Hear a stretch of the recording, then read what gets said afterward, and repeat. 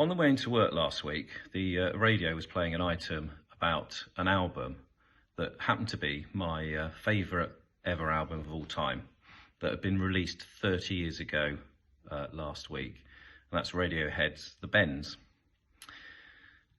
I mean, for starters, I was a bit amazed that it was 30 years ago, but also it took me back to when I first started listening to that album, and that was in my second year of teaching. And I used to listen to it on the way driving from the New Forest to Southampton, where I started as a science teacher, and then I'd listen to it on the way back as well. And it sort of took me back to that time really early on in my career, because it was a life-changing time for me. I'd finished university, I'd done a year working for a pharmaceutical company, and then done my PGCE and started teaching science in a school. For starters, I'd never worked so hard as I had at that time and in the previous year as an NQT. But also, I really remember thinking, I'm finally doing something worthwhile, and actually felt like I was making a difference. And I've never lost that feeling throughout my career. I mean, I don't feel it quite in the same way as when you're a teacher and a tutor in a school, but certainly absolutely feel as passionate now as I did then about the impact that we can have with the children and young people that we work with. So as we come to the end of term 4, I just want to highlight a couple of events that have happened this term that I think really illustrate the work that we can do together as a trust. One was the Eco Summit that I was privileged to speak at last week. And a huge thanks to Helen Munter, Emma Blunson, and Claire Graham, and all of the colleagues who were involved in setting up and delivering that Eco Summit that took place across all of our schools, with children between the ages of 2 and 15 involved in activities around speaking up for the planet.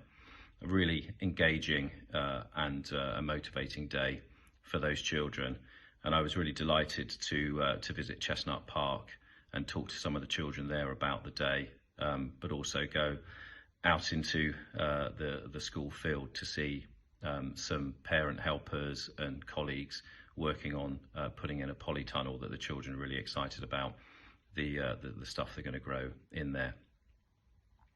And then the second one I want to talk about is the Southwest Send and Inclusion Network that Tamara Dexter has established, working with the DFE and colleagues across the Southwest. And it is one of the first times, and I think hopefully something that we get more involved in, where as a trust we are actually leading on something across the region that our schools operate in.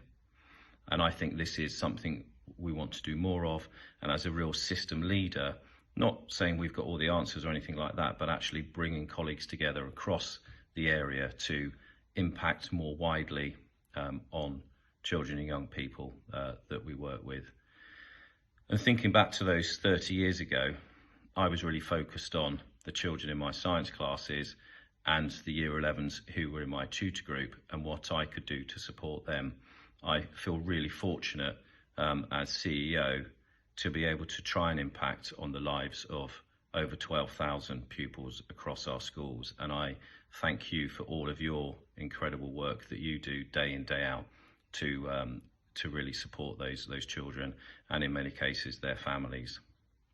So those two examples are just two of the great work that we do every day to support our pupils and help us to achieve our mission: building a bright future for all and enabling every individual to flourish. I hope you have a lovely break when we get there. Thanks very much.